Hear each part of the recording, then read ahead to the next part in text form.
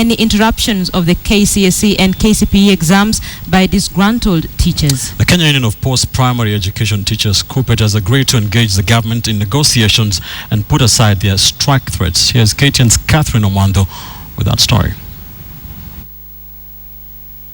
When we explode, it will be massive explosion which will not be repaired.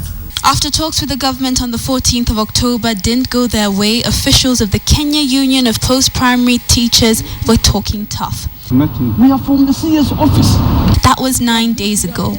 As the country counts down to the much-anticipated talks on Friday the 24th, it would seem that Kuppet has toned down. And the threat of a nationwide strike is no longer an option.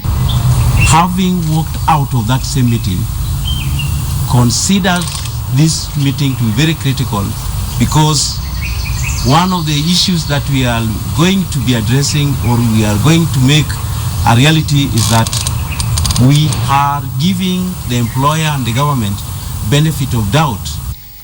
According to the union, if the government comes to the negotiating table empty-handed, they will seek justice in the corridors of the industrial court.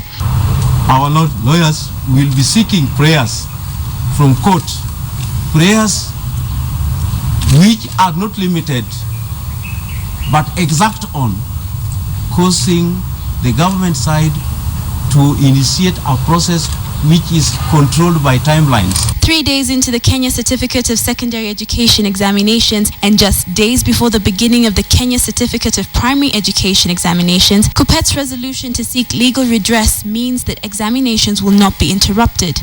And this year, talks seem to be going well. On Wednesday, the Deputy President announced that 12 billion shillings have been released to boost free primary education and free day secondary education. Free primary by about 4 billion shillings, free secondary by about 8 billion shillings this year going forward. We've also made it possible for all our children to do examinations without paying examination fees. A show that both sides of the divide are open to talks, unlike previous years, where each side took hardline stances. Kathryn Omwandho, KTN.